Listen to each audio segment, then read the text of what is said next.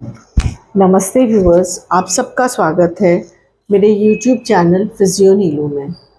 आप सबको पता है कि मैं छोटे वीडियोस बना रही हूँ। 9 साल जो मोदी सरकार के हैं, सेवा, सुशासन और गरीब कल्याण।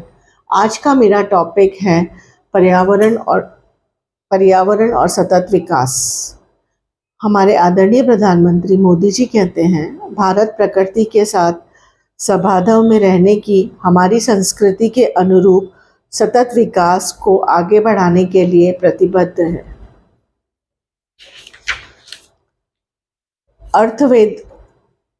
अथर्ववेद में कहा गया है कि पृथ्वी हमारी माता है और हम उनके बच्चे हैं। भारतीय दर्शन और जीवन शैली हमेशा से ही प्रकृति के साथ सह अस्तित्व की संकल्पना के साथ जुड़ी रही है।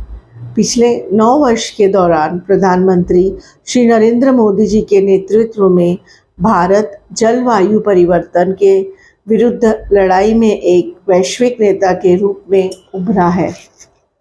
जब प्रधानमंत्री श्री नरेंद्र मोदी जी ने 2014 में कार्यभार ग्रहण किया था, तो भारत का वैश्विक रूप से जलवायु संबंधित बातचीतों में एक बाधक के रूप में देखा जा रहा था।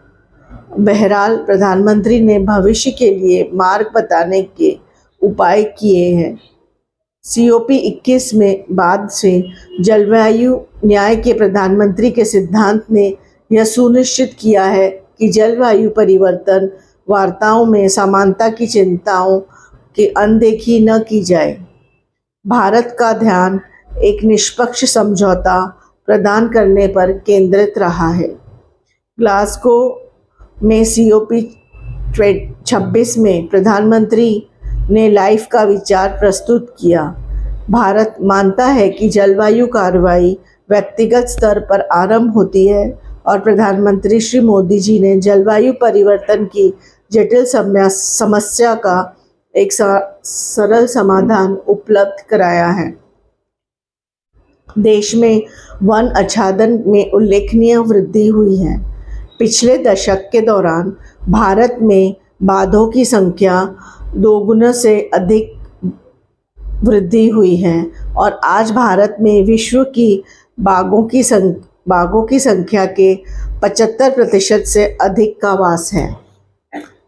इसके अतिरिक्त अफ्रीकी चीतों का एक महादेश से दूसरे महादेश का स्थानांतरण से भी भारत की वन्य जीवन विविधता को बढ़ावा मिला है।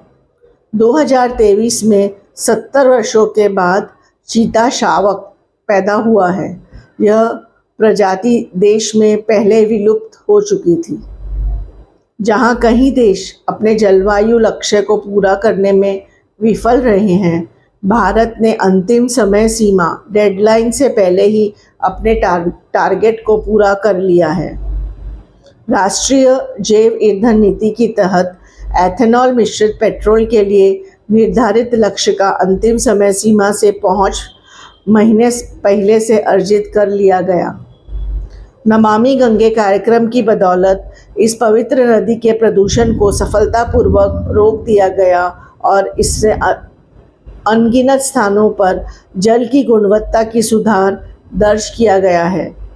यह लक्ष्य प्रधानमंत्री श्री मोदी जी के दिल में बेहद निकट रहा है, जैसे कि उन्हें प्राप्त उपहारों की नीलामी से मिली सभी आय की नमामि गंगे कार्यक्रम को दान करने का उनका निर्णय जाहिर होता है। पिछले 9 वर्षों के दौरान ऊर्जा का नवीकरणीय स्रोतों की ओर तीव्र रूपांतरण देखा गया है। नवीकरणीय ऊर्जा सेक्टर के लिए बहुत से प्रोत्साहन और इनपुट के निम्न लागत के कारण नवीकरणीय ऊर्जा टैरिफ में भारी कमी दर्ज की गई है।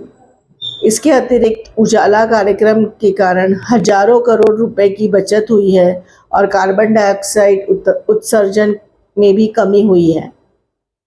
इस बीच स्वच्छ एवं नवीकरणीय ऊर्जा को बढ़ावा देने के लिए अपने वैश्विक नेतृत्व की भागीदारी के रूप में प्रधानमंत्री श्री मोदी जी के नेतृत्व के तहत भारत के इस क्षेत्र में अगुवाई की और अंतर्राष्ट्रीय सौर गठबंधन के निर्माण की अग्रणी भूमिका निभाई है।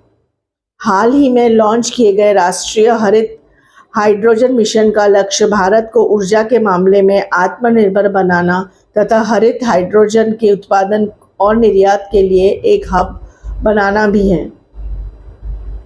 स्वच्छता को लेकर सिंगल यूज प्लास्टिक से बचने तक प्रधानमंत्री ने अक्सर नागरिकों को अपनी जीवन शैली में बदलाव लाने के लिए प्रोत्साहित किया है जो पर्यावरण में योगदान दे सके। इन प्रयोजनों के जन आंदोलनों के रूपांतरित करने का द्वारा उन्होंने सार्वजनिक आदतों में अस्थायी बदलाव की जगह बड़े पैमाने पर परिवर्तन की सुनिश्चित किया है।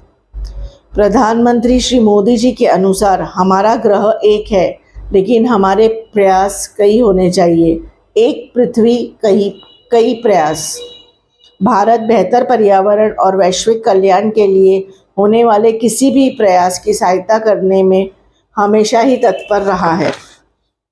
2022 में बाघों की गिनती के अनुसार भारत में कुल 3,167 है, जो एक रिकॉर्ड है।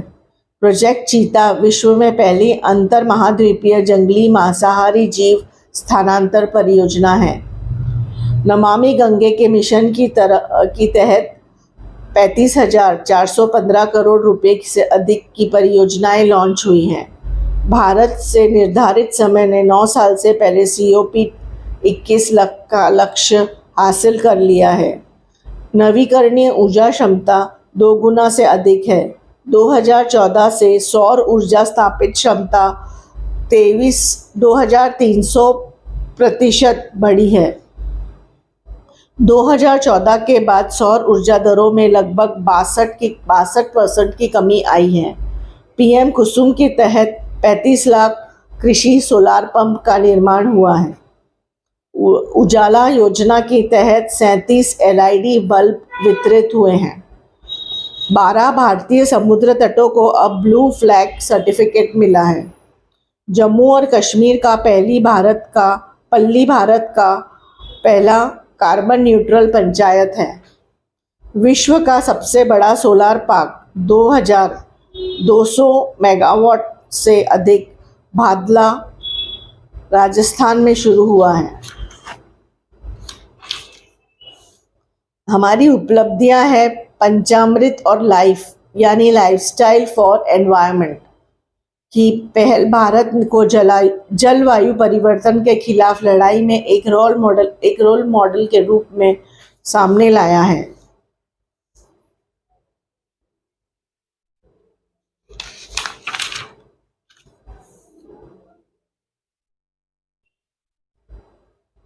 2014 के बाद से भारत को स्वच्छ ऊर्जा की क्षमता 2.25 गुना की वृद्धि हुई है। मार्च 2014 तक हम 75 गीगावाट भारत की स्वच्छ ऊर्जा क्षमता थी। अब केवल 9 वर्षों में 172 गीगावाट के साथ भारत की क्षमता 2 गुनी से अधिक हो गई है। यह जानिए कि भारत कैसे अक्षय ऊर्जा का एक उभरता हुआ वैश्विक नेता है।